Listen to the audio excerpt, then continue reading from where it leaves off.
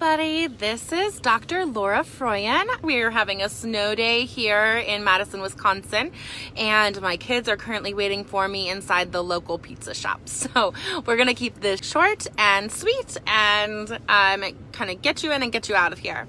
So what we're talking about today are the top 5 reasons why your kid isn't listening to you. And so the first thing I want to do just right before we get started on that is I kind of have a little bit of a pet peeve with this phrase around why won't you just listen, or I think that parents use it too much. I think what we really mean when we say just listen to me is that we want them to do what we say. We want them to follow directions.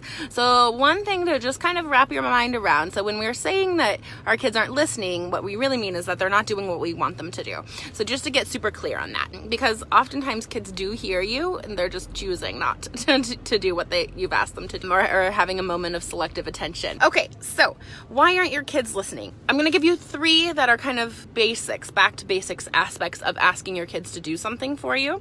And those first 3 things are kind of changing the way you're approaching giving directions or asking for cooperation. The first 3 are just kind of the how of it, like why the way you might be doing it now isn't working for you and how to change that. And then the last 2, I'm going to ask you to dig a little deeper on it. So the first one is, might not be listening to you because you're not connecting with them first. So I think that that's super important to put out there right from the very beginning. Oftentimes when our kids are not listening to us or not following our directions is because we are calling to them from the couch or from the other room, asking them to do something. And when that disconnection is there, we aren't kind of reminding them of our relationship with them. And when we have a nice, strong connection with them, they're going to want to do those things. So connecting first is a key, big piece of getting your kids to follow your directions. So what you want to do is you want to approach them, you want to join them in their world, kind of get to know what they're doing, what they've been working on, if they've been playing, or if they're watching a show. Wait for a good time to press the pause button so you can fully get their attention, so you know that they're actually paying attention to you. And then you say, hi, what have you been doing? Connect with them, reestablish that connection. And then you make your ask. Then you ask them to do whatever it is that they need to do. Let them know in 5 minutes that they're going to need to get their shoes on, or that the show is going to be over and then we're going to do X, Y, or Z. But first, connect. Make sure they're paying attention and connect with them first. The next one, that is where a lot of direction giving goes wrong, is that you are using the wrong words or you're using too many of the right words. So kids, especially little ones, if they hear the word, they kind of just ignore the word no, right? And they go straight to whatever it is that are telling them not to do. So for example, if you're walking down a hallway or in a park and you see a bench that has a sign that says caution wet paint, don't sit on it, or don't touch the wall, wet paint, isn't there a part of you that was like, is that really wet? Should I touch this? And you reach out to touch it just to see if it's wet. And kids are like that too. So when we say no jumping or no climbing on the table, what they hear is climbing on the table, and so then they keep doing it.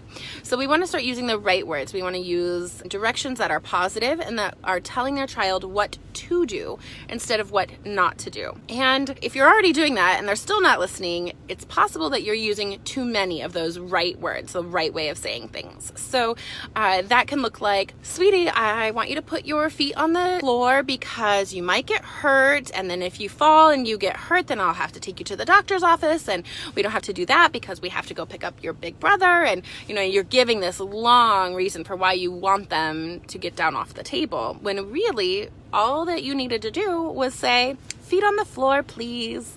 And tell them in short, simple phrases what you want them to do. So using those good, positive directions where you're telling them what you want them to do, but keeping it nice and short and simple. Because they have little attention spans and they need to know just exactly what you want them to do. They don't need all of the extra stuff. They don't need a lecture every time. And lectures can really turn kids off too. I mean, you might not even realize that you're lecturing or that they're perceiving it as a lecture.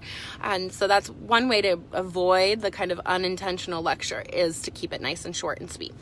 Okay, so the next one that I think can really trip parents up is, and one of the reasons, a big reason why kids don't listen, is because they know that their parent is going to be repeating themselves. So oftentimes parents ask their children to do something multiple times over and over and over before enforcing it, which means that kids are not going to be taking you seriously the first time you ask. So this is the thing. If you are saying it's time to put your shoes on 5 times, and on the 5th time they know that that's usually when, and they can start to hear it in your voice, like that's when you really mean it, you really have to get your shoes on and they're going to help you. You know, the parent is going to help you get your shoes on. These kids know that they can ignore you for the first 4 times and that they only need to listen the 5th time. And you're teaching them that. So if you're repeating yourself, that tells you that you're teaching your kids not to listen to you. And so what you want to start doing is saying it 1 time and then following through so that they know that you mean what you say. When it's time to go, it's time to go. It's not time to go, 5 or 6 times that I say it from now. It's time to go right now. And I think that that's really important. So if you're repeating yourself a lot, that might be why your kids aren't listening to you. Okay, so I want to go back over those 3 in case you missed them. The first one is, first reason you might not be having your kids listening to you is because you're not connecting first. Connecting first is so important to getting a good follow through on a direction that you're giving a child, that you're using the wrong words or you're not, you're using too many of the right words. So use positive directions, tell them what you want them to do and keep it short and simple. And then you're repeating yourself too much. So give the direction once and then help them follow through if they need help. So then the last 2 that I want to talk about on these 5 reasons why your kid might not be listening, dig a little bit deeper. And so the first one is because I really want you to take a look at how you do when you're listening. How are you modeling listening in your house? When your partner comes home and is telling you about their day, are you checking your phone and looking at their screen? When your child comes home from school and they're trying to tell you about their day, are you cooking or have you put your things down and are you making eye contact with them? How are you modeling listening in your home? Because modeling is one of the most important ways that children learn. It's profound the way that they learn to do what we want them to do by watching us so much more than by what we say. And so if you are not modeling good listening skills, then they aren't going to pick up those good listening skills no matter how many times you correct them. So really taking a close look at how you are listening to your partner, to your kids, can make a huge difference. And making an effort in really engaging with your kids when they're trying to tell you something and modeling good listening skills for them so that they can learn in a context of a loving relationship how to kind of give that back. The last one is the biggest reason, really in my mind, like the number 1 reason that kids don't listen to us when we really want them to be following our direction is because it's their job. It's developmentally necessary for them to be a little bit oppositional, to push back on those limits a little bit. They're figuring the world out. They're seeking autonomy. They want to be in charge of their lives.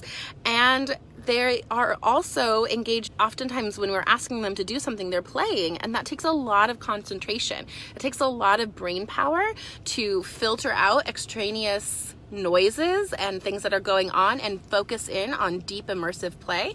And if you're getting that good quality of play, they're using all of their executive functioning skills to block out other things so that they can really focus in on what they're doing.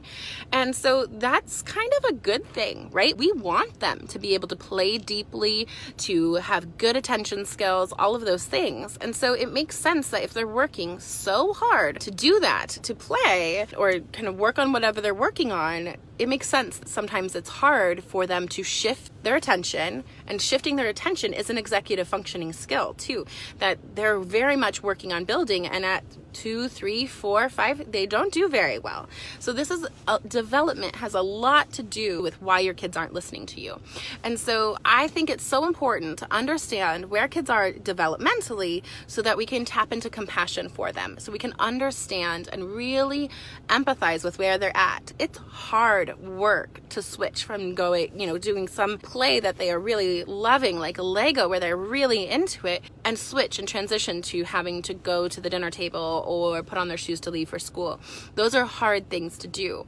And that's why kind of going back to basics with your requests and basing those requests within a context of connection can make that transition quite a lot easier. But really understanding that they're here developmentally for a reason. This is their brains are developing. We're kind of work with their brains as they develop, rather than trying to push against them and just get them to be obedient. And we really don't want obedient kids, you know? That's not what I want. I want my kids to be discerning, to be conscious, to make mindful decisions, and sometimes that means having to work with them and engage in cooperation rather than straight obedience. So those are the things that I wanted to cover today. I've got to run because, again, it's a snow day. Can you see how nice and snowy it is here in Madison? And my little one's waiting for me. I'm in a local pizza shop that does a fundraiser on snow days. So yeah, okay, I would love to hear from you. Let me know if you have any questions on this. I may drop them in the comments. I'll be hanging out. And yeah, I'll see you soon. Okay, bye-bye.